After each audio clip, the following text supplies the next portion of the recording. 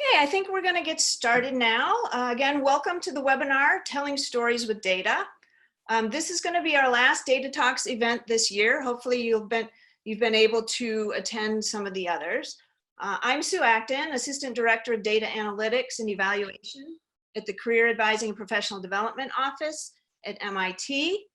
My co-host is Kate Weishauer, and and she'll be talking towards the end of the presentation. And as we go, please feel free to post questions on the chat function. And at the end of the talk, Ryan McDowell, one of our organizers, will read them aloud and we'll do our best to answer them. During the talk, we're going to ask you a few polling questions. So please participate if you're able. It'll make it a more interesting talk. So let's get started. So the learning outcomes are how to tell a story with data. We're going to understand the steps that are involved. We're going to go and learn how to evaluate if a data display meets the 5 goals of effective data presentation. We're going to identify some common mistakes that others have made. And then we're going to look at an example. Kate will go through an example through her office of applying the principles of data storytelling. Those are what we will go through today. So what does it mean to tell a story with data? Really, all it means is that you're persuading your audience with evidence. So each of those terms is important. The persuasion part is very important. Considering who your audience is very important.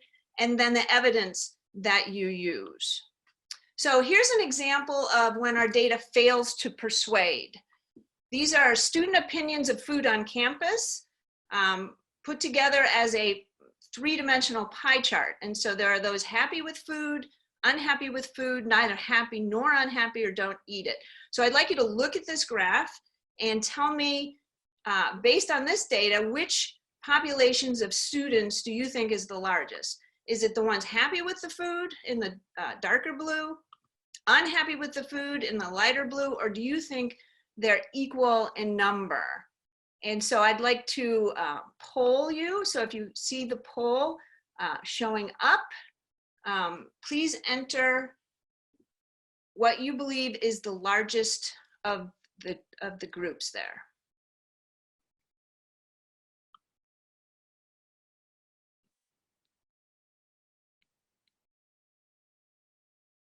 And I'm not sure people are seeing the poll. Now they're seeing it. Okay.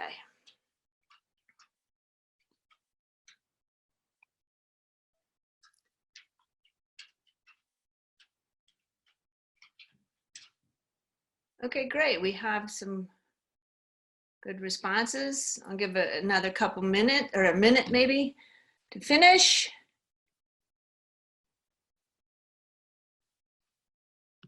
Okay, so I'm going to end the poll and show you what the responses were. So it looks like more people thought that the happy and unhappy food groups were equal. Some thought that unhappy with food was greater, and then some thought happy with food. Okay, so what's wrong with this, right? This is a data display where not everyone is seeing the same thing or understanding it the same way, right? So that is a problem. So if we were to demonstrate it this way, what would happen is that you would very easily see that more students were happy with the food than unhappy with the food, right?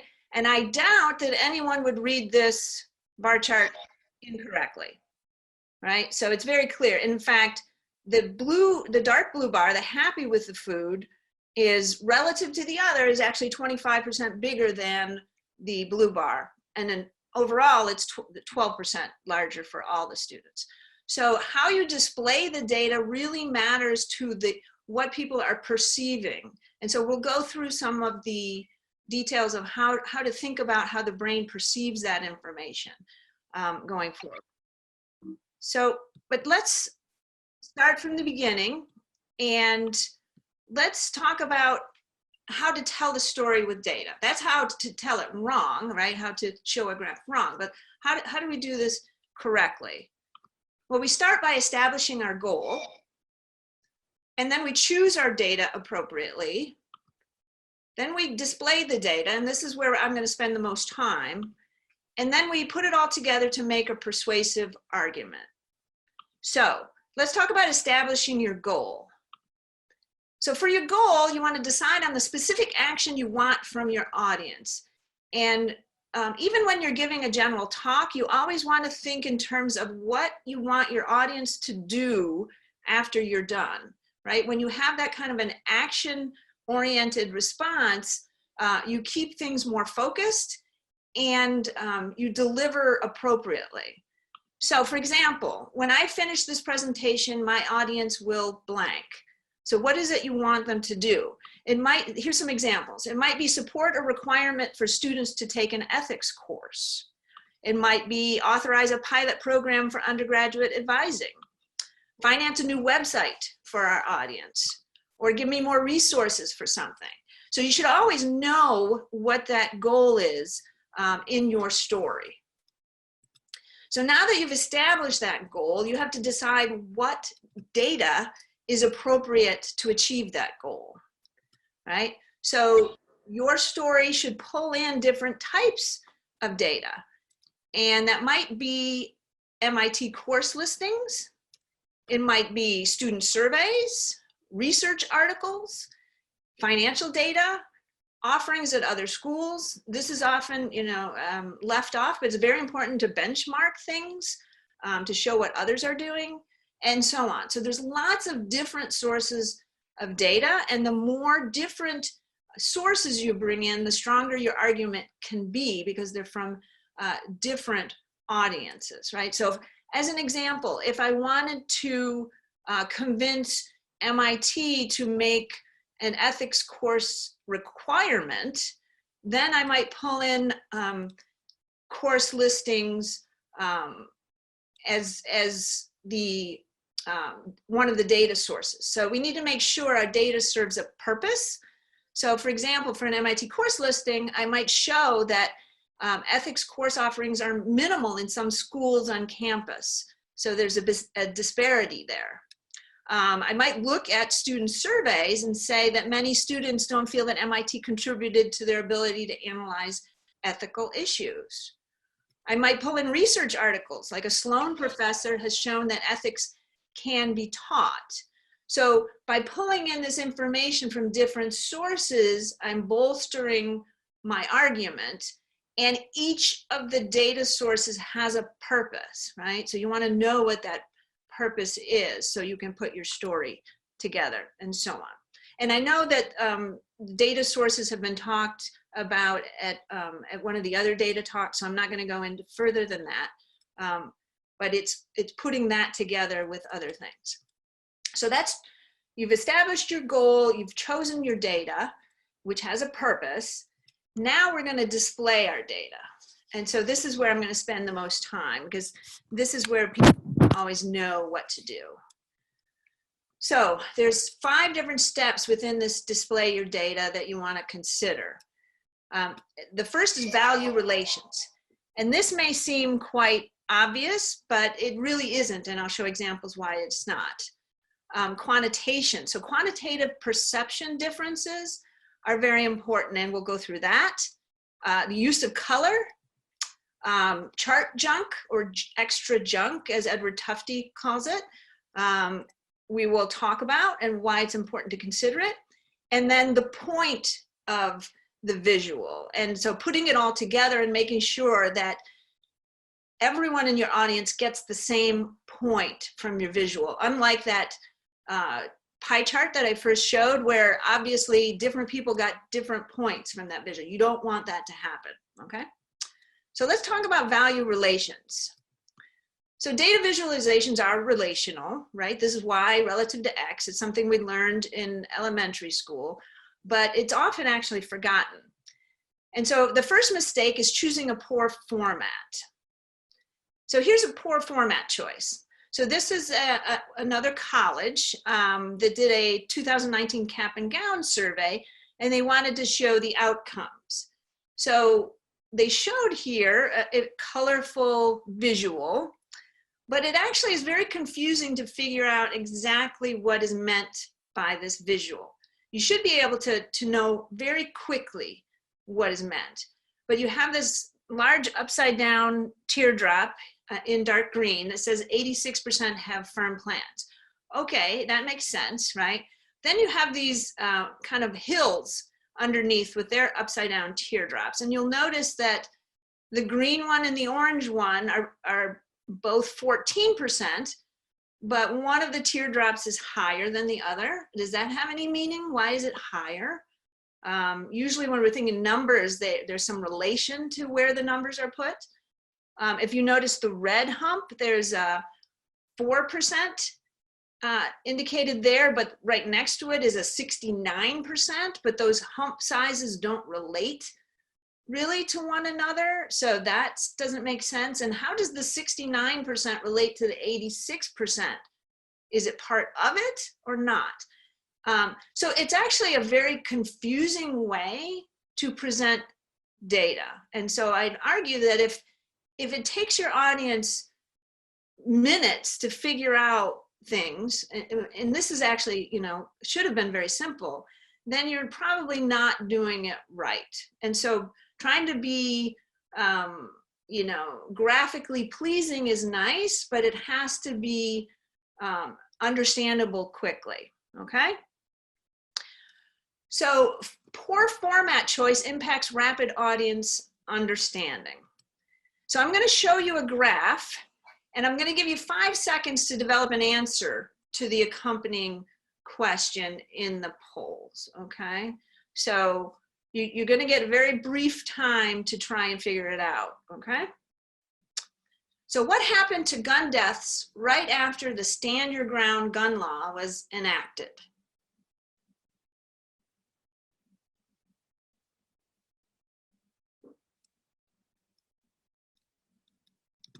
Okay, so now I'm going to poll you.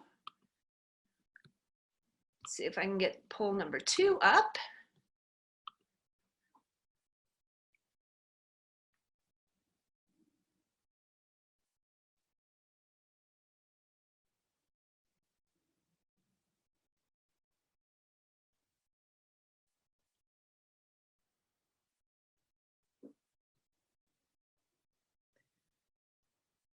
Okay, I'm going to end the poll and share the results.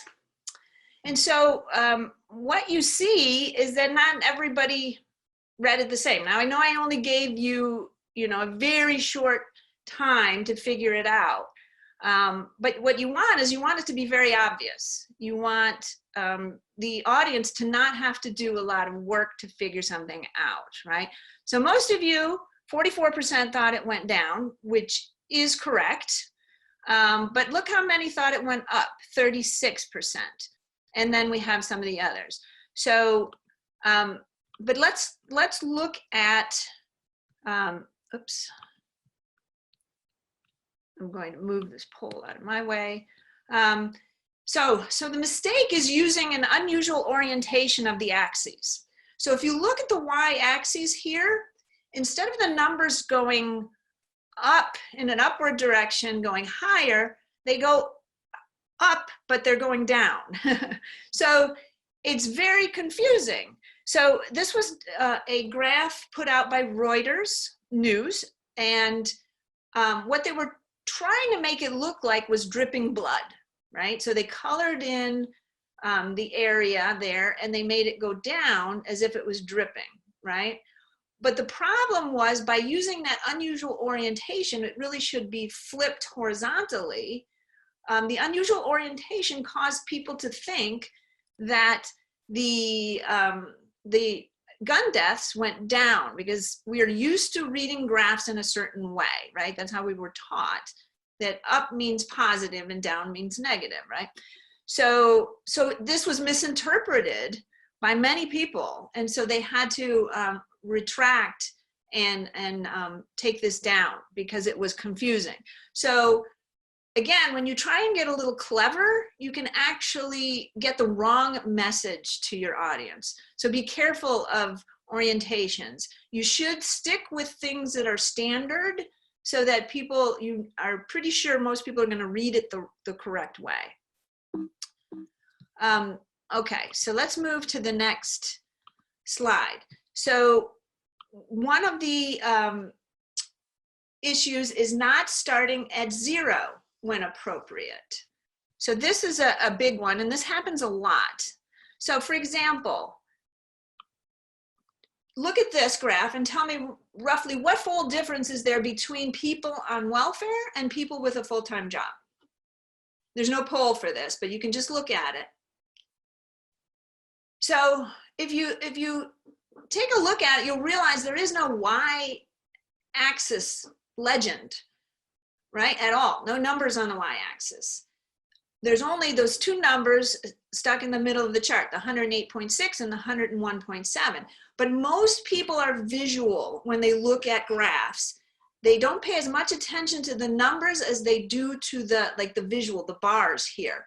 So if they look at this quickly, they take away that probably there's 1/4 of the people with a full-time job as there are people on welfare. That's the message that they get. And this was from Fox News. And so, but that message is actually, you know, incorrect, because if it was graphed properly, looking something like this, then you would see that actually they're closer than you think, right? So this should be people in millions and then plotted with a 0 in a bar graph, because bar graphs are categorical information and they should begin at 0. So you have to ask, when a bar graph does not start at 0, is the intention to mislead? And sometimes it is, sometimes it's not, people aren't thinking about it, but you, as when you show graphs and they're bar graphs of categorical information, you should start them at 0, right? So we're going to do poll number 3 now. See if I can get it up. So the question is, when is it okay to have a y-axis not start at 0? It's either never okay, when my numbers are really large, when I'm using a line graph, or none of the above.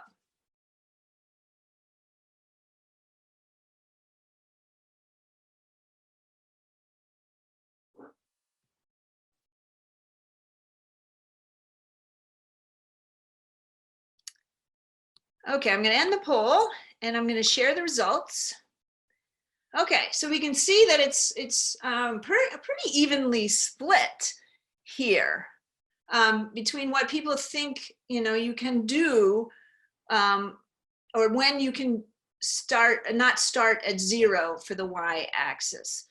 There are periods when you don't have to start at 0. And that's for line graphs, because line graphs represent change. Therefore, they need not start at 0.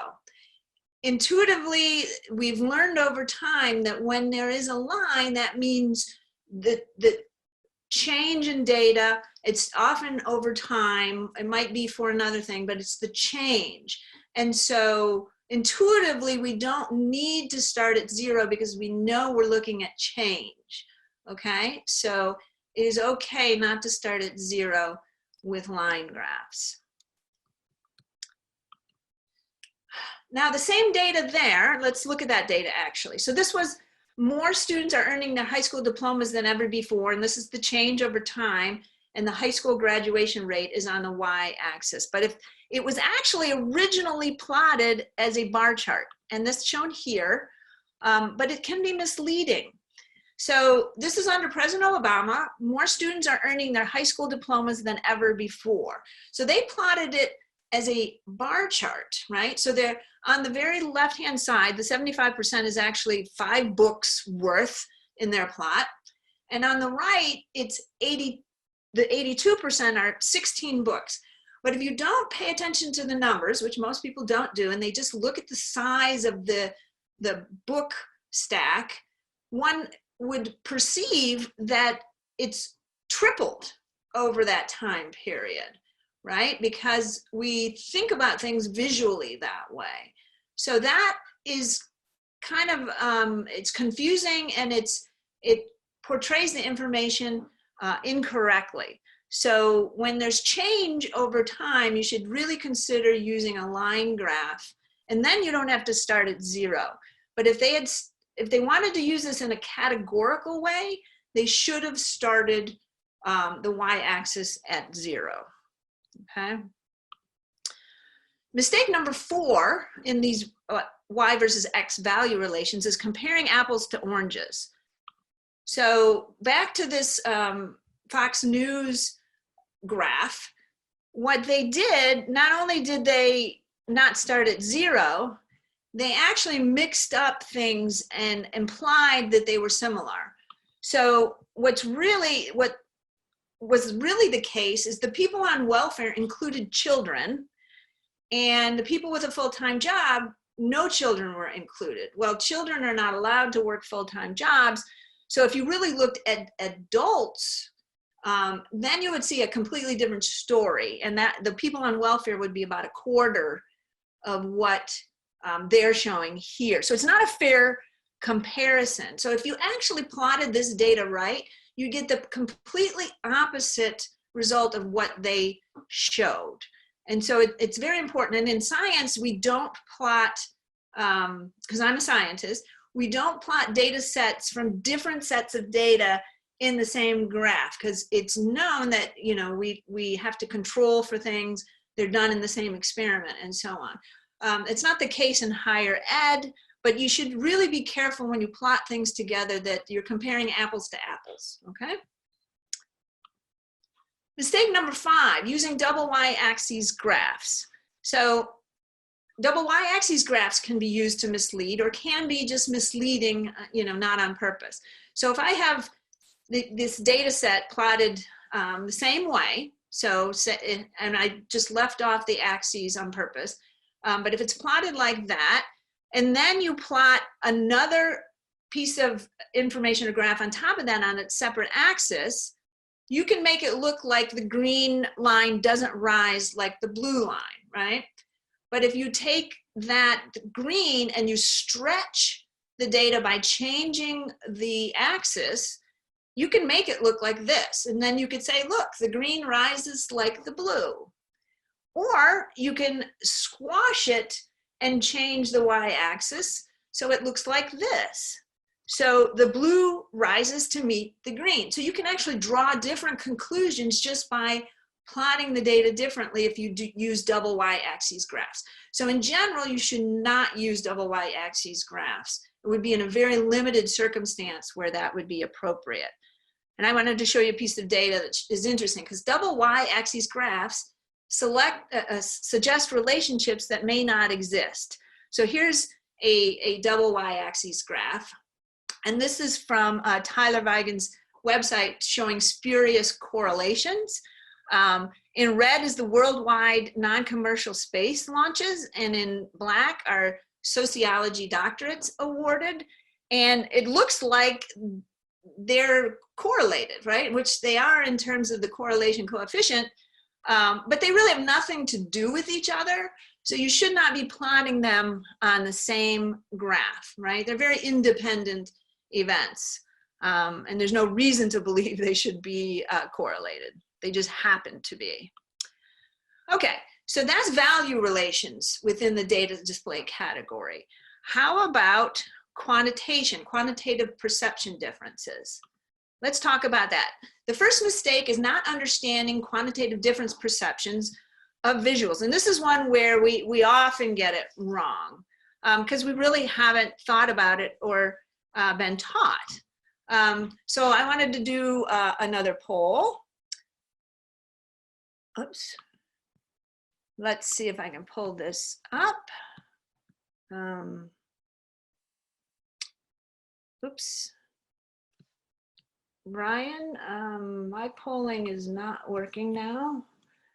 Okay, thank you. So which of the following graphing characteristics is easiest for the brain to perceive quantitative differences? Is it differences in intensity, differences in angle, differences in length, differences in width, or differences in area?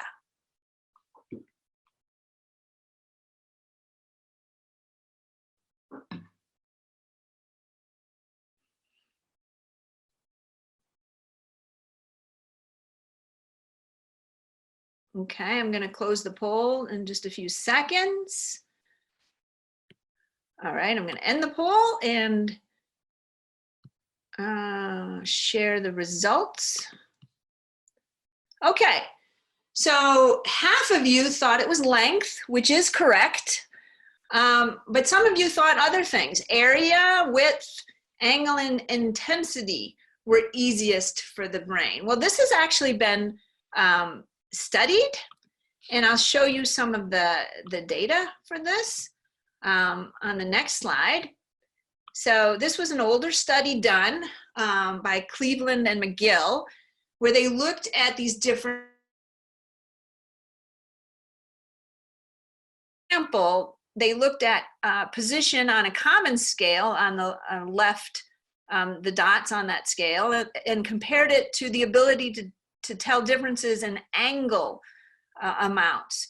And then what they did on the right, so they asked a bunch of volunteers to say, okay, what's the difference between each of these?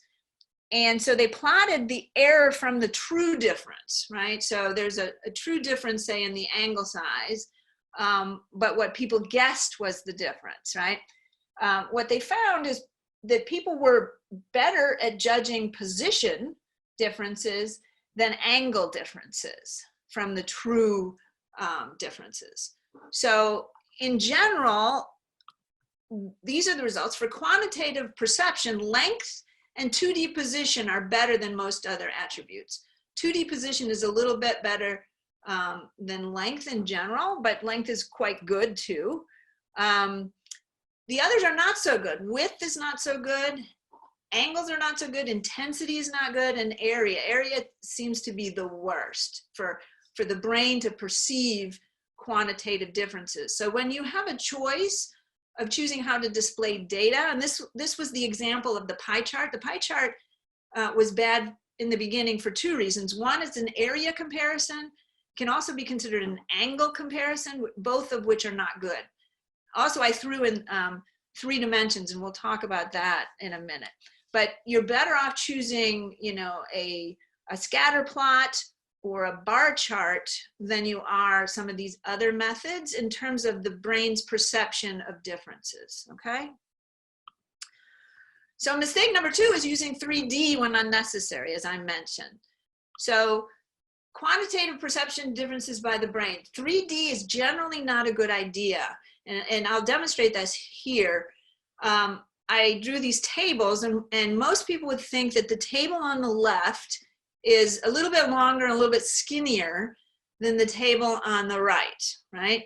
Because we're taking a 3-dimensional object and we're putting it into 2 dimensions. But all I actually did was copy and paste the tabletop and just move it into a different orientation. So if I did this, it's actually the same, but it's perceived differently by the brain, by the way the brain works. So 3 dimensions are a very poor way to display information on a 2-dimensional format. Sometimes people think it looks better, it's more interesting, but actually brains don't perceive it so well. So try not to use 3 dimensions if possible. Okay, so now we're going to move on to color and the use of color. Our last poll, I believe, let's see if I can get this one up. Okay, so the question, I don't think it's launched yet, but I tried to launch it. All right, from my end, it doesn't look like it's launched. But the question is the brain more sensitive to color or to shape. I understand that people can see it. I just cannot see it on my screen for some reason. So maybe Ryan can end the launch and show the data. Oh, it looks like we can share the, okay, so there, it's not working on, I can't see it on my end, but that's okay. I'll just go through it. So the brain is more sensitive to color than to shape. And you can see that on this slide, where on the left are two diamonds hidden in the circles, which are all the same color blue. But on the right, I've made those diamonds instead red circles. And so it's very, very obvious for the brain to pick out those two red circles. It's much quicker. So the brain is very sensitive to color. So you should keep that in mind as you're doing and making graphs and showing data, that color can be very powerful. Okay, but the one mistake is to use too much color. And that's because the brain is very sensitive to color. So if you use a ton of color, then what happens is the brain, has a hard time figuring out what's important here, right? So here we have student event spending at different months, and on the left are like 12 different colors. But there's no purpose to those 12 different colors. It could have just easily been portrayed as on the right? They're all student spending, and those are just different months, right? So there's no need to make it all that colorful, because it's very distracting to actually analyze the data, because bright colors tend to draw attention, and dark colors, or colors more like the background, recede. So be aware of that when you're using color. Excuse me. Mistake number 3 is using red and green markers simultaneously. I know a lot of scientists who are red-green colorblind, and they cannot see the differences between red and green because it's the most common type of color blindness. So wild type is shown on the left as what a wild type person would see, and a red-green colorblind person on the right would see a little bit of the green, would be a little more muted, and they would not be able to pick out the red. So just be cognizant when you use markers like this, when you are using red and green at the same time. There are other color blindness issues, but they're less common. Okay, so that was color. Now we're going to move on to junk. So mistake number 1 is failing to understand the impact of extraneous signals on the brain. So the brain sees more clearly when extraneous signals are removed. And this is a Chubb illusion from Lotto and Perves in one of their reports. So what it is the two circles in the middle that you can see inside the two squares are the same. But if you look to the left, the one that's very busy around it, it is much harder to see details than it is if you look at the one on the right. And that is because of how the brain takes in information and how the neurons fire. So you're much better off removing any extra ink or data marks or anything that's on there so that your audience can see what you want them to see. So removing extra signals is very important when you're displaying data. So here's an example.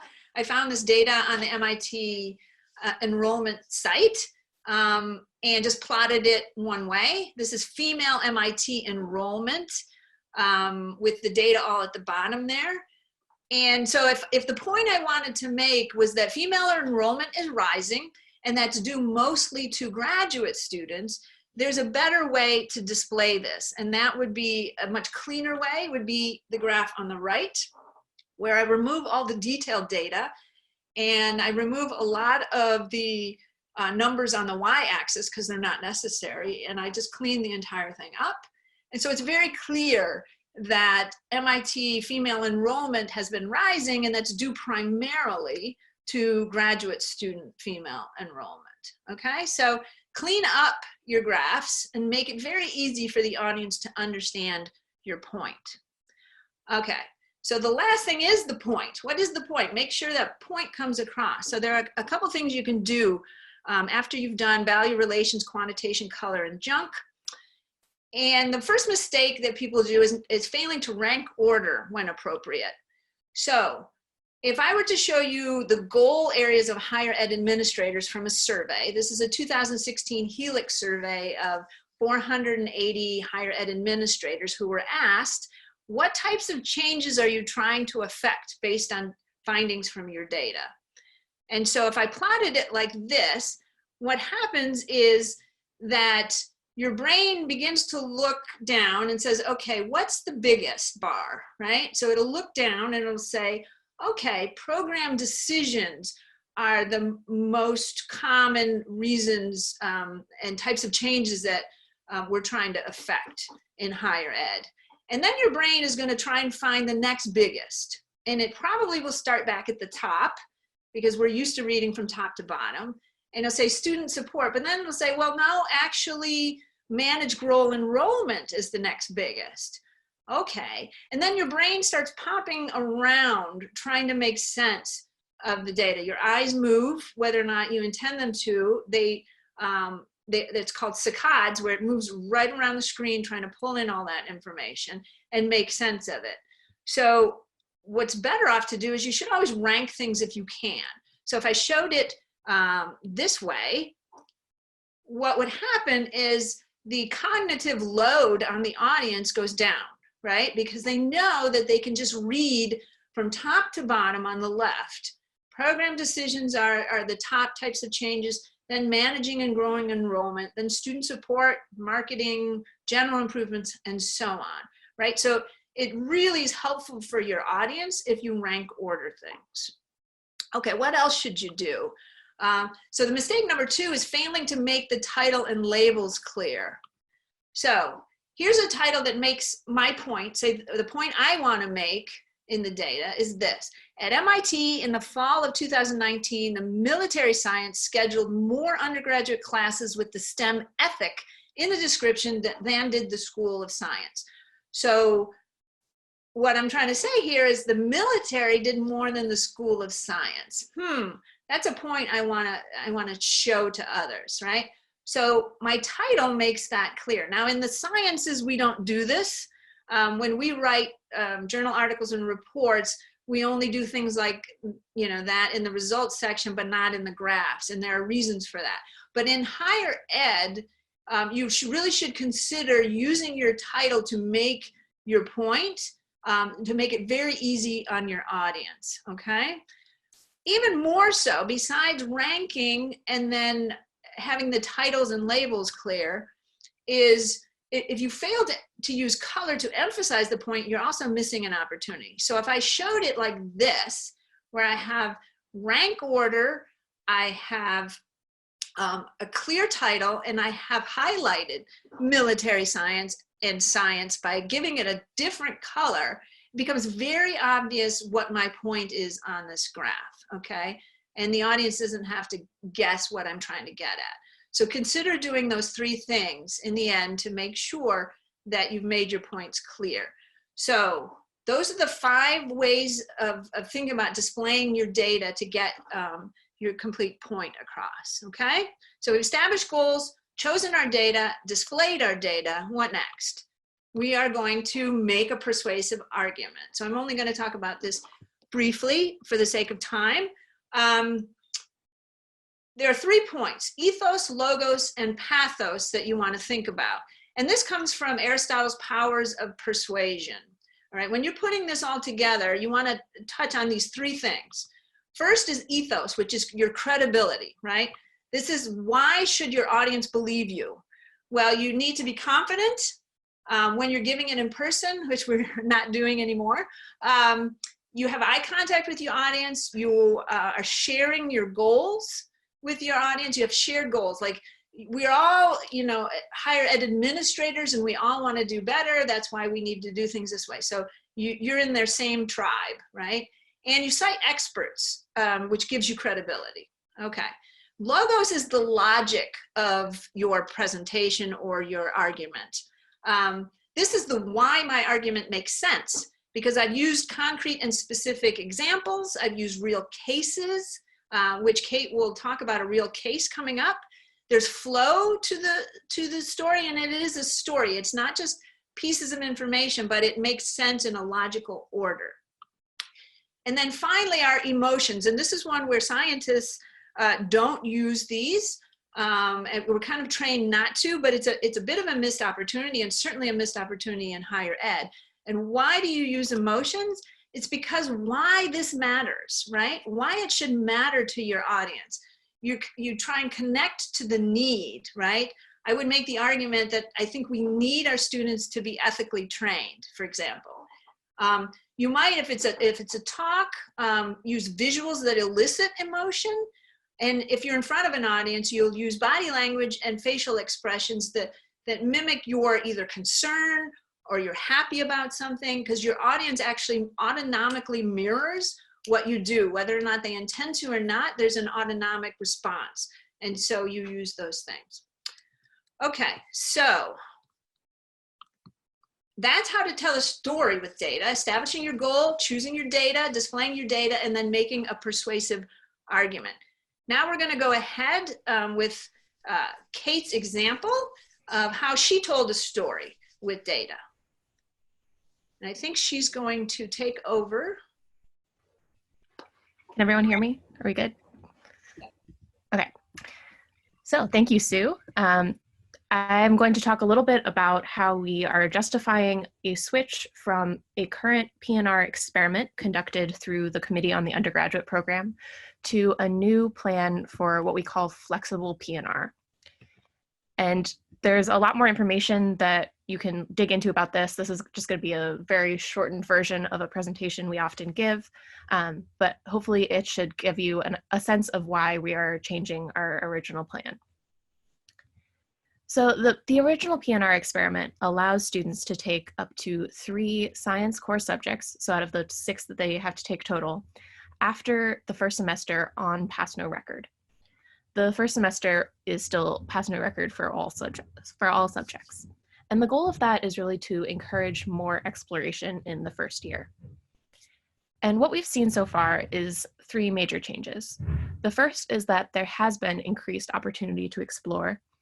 The second is that there's been a small decrease in the stress related to choosing a major, but there was no change in feeling prepared to choose a major.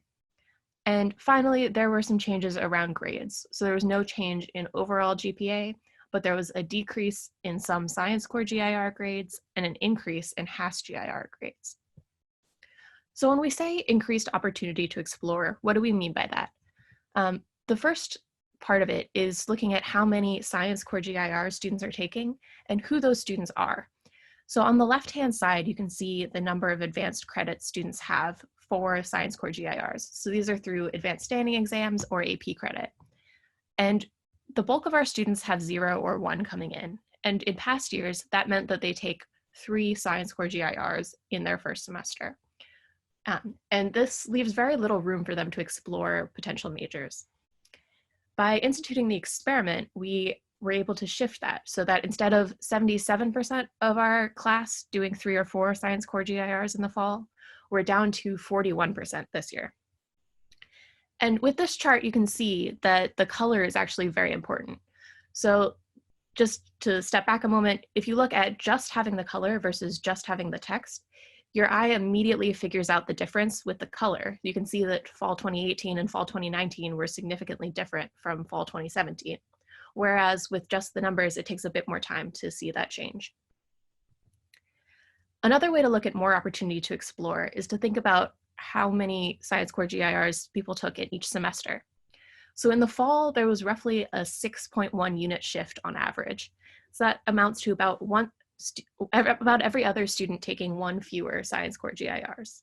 In the spring, it was a smaller shift, but as you can see here, there were fewer GIRs taken in general. In fact, students typically only took about one. So if you look at comparing a pie chart version of this versus a bar graph version of this, you can see that with only two colors and with a 2D pie chart instead of a three-dimensional one, it's actually not that hard to read things. But the key is you have to start from 12 o'clock. So as humans, we're used to reading clocks.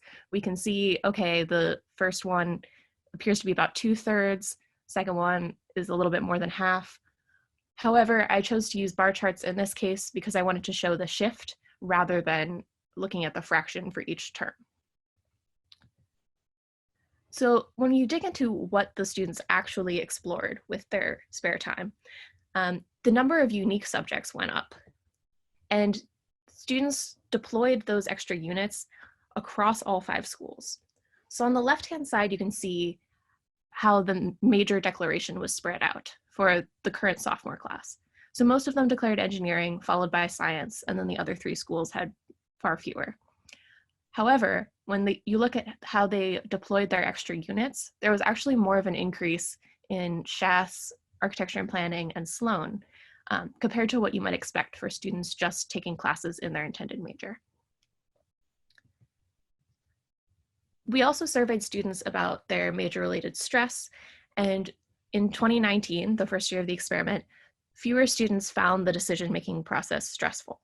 However, they did not say that they were more prepared to choose their major compared to the previous year. So here's just a comparison to look at how this bar graph might look with additional chart junk. So you know intuitively that the percentage refers to the percentage of respondents as soon as I say this data was from a survey. So you don't need to label that on the y-axis. Obviously 2018 and 2019 are years.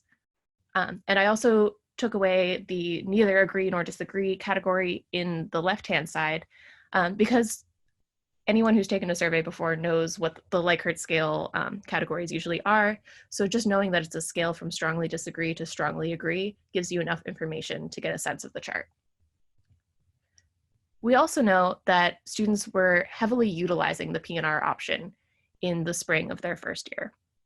So here's a chart that shows how many science core GIRs they took that spring and what number of those were P&R. So you can see most of the students were taking one science core GIR, and among those, most of them were taking that P&R. And there were also a few taking 2 or 3, and a decent number who were taking 0. And for the students who were taking one science core GIR P&R, for the most part, that was 802, which starts to get into why we chose to pivot.